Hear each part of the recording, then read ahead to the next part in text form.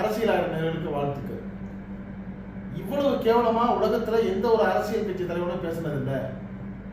ஒரு உலகளாவிய ஒரு இஸ்லாமிய தலைவர் முகமது நபி ஸல்லல்லாஹு அலைஹி வஸல்லம் அவர்களை இந்த அளவுக்கு தாழ்ந்து பேசக்கூடிய தைரியம் எப்படி சீமான் அவர்களுக்கு வந்துச்சு?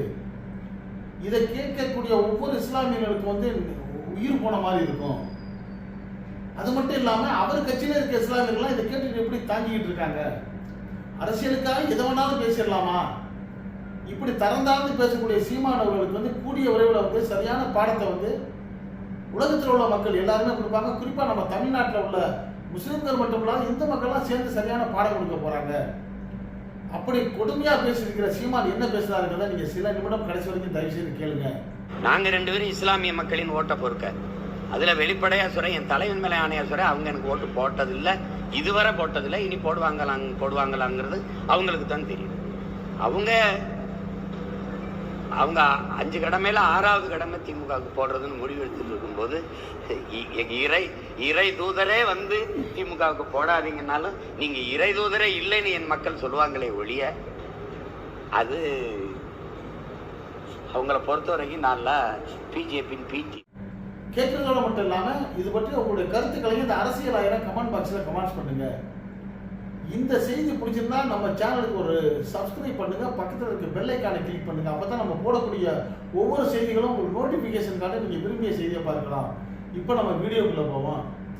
நாம் தமிழர் கட்சியுடைய தலைமை ஒருங்கிணைப்பாளர்கள் தன்னை சொல்லிக்கொள்ள சீமான் அவர்கள் பத்திரிகையாளர்களை சந்திக்கிறாரு. பத்திரிகையாளர் சந்திக்கிறப்ப பல கேள்விகளுக்கு பதில் சொல்றாரு. அதுல அவர் சொன்ன ஒரு பதில் எல்லாரும் மனதையும் புண்படுத்தி இருக்குங்கிற ஒரு தகவலை தான் சொல்றோம். அப்போ அவர் என்ன சொல்றாரு, எங்களுக்கு நாம் தமிழர் கட்சிக்கு எந்த இஸ்லாமியர்களும் ஓட்டு போட்டதே கிடையாது, அவங்க போடவே மாட்டாங்க, அவங்களுக்கு எங்களுக்கு போடுறதுக்கு வாய்ப்பே இல்லை.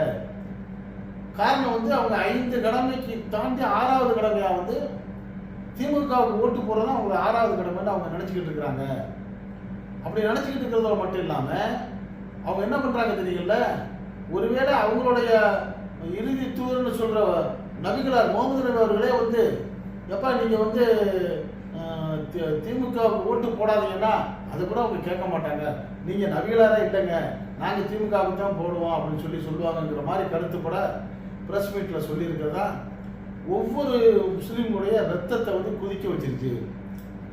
எந்த ஒரு முஸ்லீமாவும் தன்னுடைய அது சொல்லுவாங்க ஈட்டி முனையில் நிறுத்தினாலும் ஈமானை விட்டு விலக மாட்டோம். ஒரு மனிதனை ஒரு இஸ்லாமியனை ஒரு ஈட்டி முனையில் நீ வச்சுக்கிட்டு உன்னை கொன்றுவேன், உன்னுடைய நபி முகமது நபி இல்லைன்னு சொன்னா அவன் சொல்லவே மாட்டான். அவன் சொல்லுவான், நீ என்ன கொல்லு, நான் கொன்றாலும் நான் சொர்க்கத்துக்கு போயிடுவேன், நான் முகமது நபி என்னுடைய தூதர் இல்லைன்னு நான் சொல்ல மாட்டேன்னு தான் உறுதியா இருப்பான ஒழிய இந்த சீமான் சொல்ற மாதிரி அற்பத்தரமான ஒரு ஓட்டுக்காக இப்படி சொல்லுவாங்கிற அளவுக்கு இஸ்லாமியர்கள் அவளை மட்டமா கணக்கு போட்டு வச்சிருக்காரு இந்த சீமான். அப்ப முஸ்லிம்கள் ஓட்டே உங்களுக்கு கிடைக்காதுங்கிற அளவுக்கு நீங்க தெளிவா இருக்கிறீங்கன்னா அப்ப உங்க அரசியல் நோக்கம் நம்மளுக்கு புரியுது. நீங்க நீங்களே பிரஸ் மீட்ல சொல்லிக்கிறீங்க என்ன பாஜகவோட பி டீம் சொன்னீங்க. பி டீம்லாம் இல்ல, பாஜக டீமே தான் நீங்க. காரணம் நீங்க எந்த காலத்திலையும் ஜெயிக்க போறது இல்லை, ஜெயிக்கிற மாதிரி அரசியல் பண்ணவும் இல்லை. வெறும் ஒரு 5 நிமிடம் பேசுனா 4 நிமிஷம் ஜாதியை பத்தி தான் பேசுறீங்க. ஒவ்வொரு ஜாதி மதம் பிரிவினை பத்தி பேசுறீங்க, இந்து மக்களை இழிவுபடுத்தி பேசுறீங்க, தெலுங்கு மக்களை இழிவுபடுத்தி பேசுறீங்க. தெலுங்கு மக்கள்லாம் மலையாள வந்தவங்க சொல்லி அந்த தெலுங்கு பேசக்கூடிய மக்கள்லாம் குதிச்சு போயிருக்கிறாங்க. பெரியாரை இழிவுபடுத்துறீங்க. பெரியார் தான் இன்னைக்கு பெண்களுக்கு தமிழ்நாட்டில் ஒரு சமத்துவம் சமநீதியை வாங்கி கொடுத்த தலைவர், அவரை இழிவுபடுத்தி பேசுறீங்க.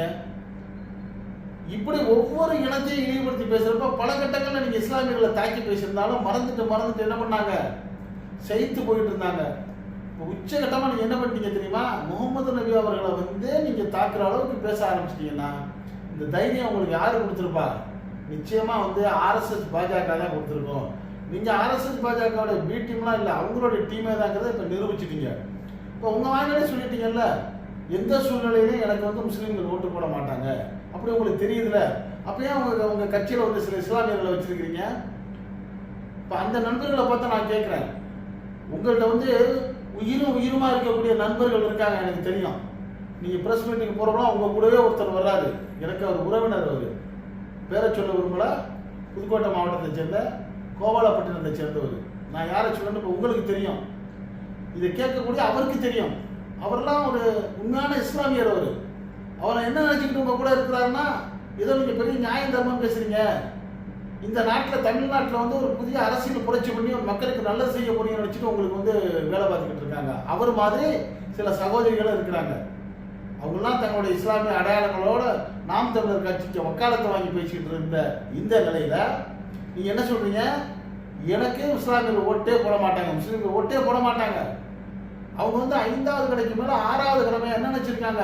திமுக ஓட்டு போறதான் நினைச்சிருக்கிறாங்க. ஒருவேளை அவர்களுடைய தூதர்னு சொல்லக்கூடிய முகமது நபி ஸல்லல்லாஹு அலைஹி வஸல்லம், நீங்க ஸல்லல்லாஹு அலைஹி வஸல்லம் சொல்லல, முகமது நபி அவர்கள் வந்து இறை தூதர் வந்து எப்பா திமுகவுக்கு ஓட்டு போடாதீங்க அப்படின்னு சொன்னார்னா கூட நீங்க நபி இல்லைங்க, நாங்க திமுகவுக்கு தான் போடுவோம்னு இஸ்லாமியர்கள் சொல்லுவாங்கன்னு சொல்லக்கூடிய தைரியம் உங்களுக்கு எப்படி வந்துச்சு? சொல்லுவாங்களா அப்படி முஸ்லீம்கள்? தலையை வெட்டான்னு சொல்லுவாங்களா முகமது நபி வந்து எங்க நபி இல்லைன்னு சொல்லி? இதை சொல்றவங்க நாக்கு வந்து நான் ஒன்றும் சொல்லக்கூடாது. அந்த அளவுக்கு நீங்க உணர்ச்சியை பெருக்கி விடுற மாதிரி பேசியிருக்கிறீங்க. உங்களை பத்தி நம்ம எதுவுமே பேசக்கூடாது, நாம் தமிழர் கட்சியை பத்தி எந்த வீடியோவும் பண்ணக்கூடாது, பொறுமையா இருக்கிறதா நம்ம நினைச்சுக்கிட்டு இருந்தோம். ஆனா நம்ம பொறுமையை நீங்க தூண்டி விடுற மாதிரி நீங்க உங்களுடைய அந்த பிரஸ் மீட் வந்து ரொம்ப வேதனையை உண்டாக்கி இருக்கு. இதுக்கு மறுப்பு சொல்லலன்னு வச்சுங்க, நிச்சயமா நம்ம வந்து ஒரு மீடியாக்காரனா இருக்க முடியாது. சொல்லியே ஆகணுங்கிற ஒரு கடமை இருக்குது, கட்டாயம் இருக்குது. அதுக்காக சொல்றோம். இப்ப நம்ம உங்கள்ட்ட சொல்லக்கூடிய ஒரு செய்தி என்னன்னா, நீங்க இப்ப 2026 சட்டமன்ற தேர்தல் இல்ல, 2046ல 2056 வந்தாலும் நிச்சயமா நீங்க வந்து தமிழ்நாட்டில் வந்து ஆட்சியை பிடிக்கவும் முடியாது, முதலமைச்சர் ஆகவும் முடியாது, உங்க கட்சியில இருக்கிற ஒரு ஆள் கூட எம்எல்ஏ ஆகவும் முடியாது. இது தெளிவான விஷயம், உங்களுக்கே தெரியும். ஏன்னா உங்க கட்சியில இருந்து விலகி போன நிறைய மாவட்ட செயலாளர்கள் அதான் சொன்னாங்க. சொந்த கட்சிக்காரனையே வந்து ஜெயிக்க விடாம அவனுக்கு எதிர்கட்சிக்காரன்ட்ட காசு வாங்கிட்டு சொந்த கட்சிக்காரனை தோக்கடிச்சவர் தான் எங்க அண்ணன் சீமான்னு சொல்லி சமீபத்தில் உங்களோட விலகி போன நிறைய மாவட்ட பொறுப்பாளர்கள் சொன்னாங்க. அப்போலாம் நம்ம சந்தேகப்பட்டோம், என்ன அப்படியா செய்வார் இவரு. இப்ப நீங்க பேசுற பேச்சை பாக்குறப்ப நீங்க ஜெயிக்கிறதுக்காகவோ ஆட்சியை பிடிக்கிறதுக்காகலாம் பேசல. உங்க நோக்கம் வந்து உங்களை யாரு பேச சொல்றாங்களோ அவங்களுக்கு பேசி, அவங்க யாரை பேச சொல்றாங்களோ பேசி ஓட்ட பிடிக்கணும், அதுதான் உங்க நோக்கம். அப்ப இப்ப நீங்க குறிச்சு வச்சுங்க, 2026ல 2046 வரைக்கும் கூட நீங்க நிச்சயமா இந்த நாட்டுக்கு முதலமைச்சராக வர முடியும். 56 வரைக்கும் கூட வர முடியாது. அதுக்கு பிறகு உங்களுக்கு அரசியல் வாய்ப்பு இருக்கிறதுக்கு வாய்ப்பே இல்லை. காரணம் வந்து நம்ம தமிழ்நாடு வந்து ஒரு ஆன்மீக பூமி. இங்க உள்ள இந்து முஸ்லீம் கிறிஸ்துவ எல்லா மக்களும் வந்து அண்ணன் தம்பி மாமா வச்சனா பழகிட்டு இருக்காங்க. இங்க உள்ள மட்டும் சாதி உணர்வை தூண்டி பேசி, மத உணர்வை தூண்டி விட்டு, மொழி உணர்வை தூண்டி விட்டு எல்லாரையும் பிரிச்சு பிரிச்சு பிரிச்சு பிரிச்சு அக்கா மேய்ஞ்சிட்டீங்க. இப்படி மனிதர்களை பேஞ்சிக்கிட்டு வந்த நீங்க ஒரு படிக்கு மேல போயிட்டு உலகமே போற்றக்கூடிய உத்தம திருநபி முகமது நபி ஸல்லல்லாஹு அலைஹி வஸல்லம் அவர்களையே அவங்க வந்து சொன்னாங்களே நீங்க இல்லைன்னு சொல்லிடுவாங்கன்னு சொல்லக்கூடிய தைரியம் உங்களுக்கு யாருங்க கொடுத்தது? எத்தனை லட்சத்துக்கு கொடுத்தாங்க? பேசாதீங்க, திருந்திக்கங்க அப்படின்னு உங்கள்கிட்ட வேண்டுகோள்லாம் இல்லை, கட்டளையா சொல்றோம். இதே மாதிரி உங்க பேச்சு தொடர்ந்துச்சுன்னா அவங்க கூட தர்றாங்கல்ல சில இஸ்லாமியர்கள், அவங்கெல்லாம் விலகி போயிடுவாங்க. அது மட்டும் இல்ல, இந்த நம்ம நாட்டில் இருக்கிற இஸ்லாமியர்கள் ஒரு ஓட்டு நீங்க சொன்ன மாதிரி விழுகவே விழுகாது. இந்து மக்களும் போட மாட்டாங்க, கிறிஸ்தவ மக்களுமே போட மாட்டாங்க. ஏன்னா நீங்க வந்து பிறப்பால கிறிஸ்தவரா இருந்துக்கிட்டு உங்க பேரையே வந்து சைமனா என்னமோ செபாஸ்டின் சைமனா என்னமோ சொல்றாங்க, பேரையே மாத்தி சீமான்னு வச்சுக்கிட்டு போலி பேரை வச்சுக்கிட்டு வேஷம் போட்டுக்கிட்டு திரிகிறீங்கல்ல, இதெல்லாம் செல்லாது. தயவு செய்து அரசியலுக்காக, அல்ப அரசியலுக்காக அனாவசியமான பேச்சுக்களை பேசாதீங்கிற ஒரு எச்சரிக்கையை உங்களுக்கு சொல்றோம். இது உங்களுக்கு நல்லது, உங்க கட்சிக்கு நல்லது.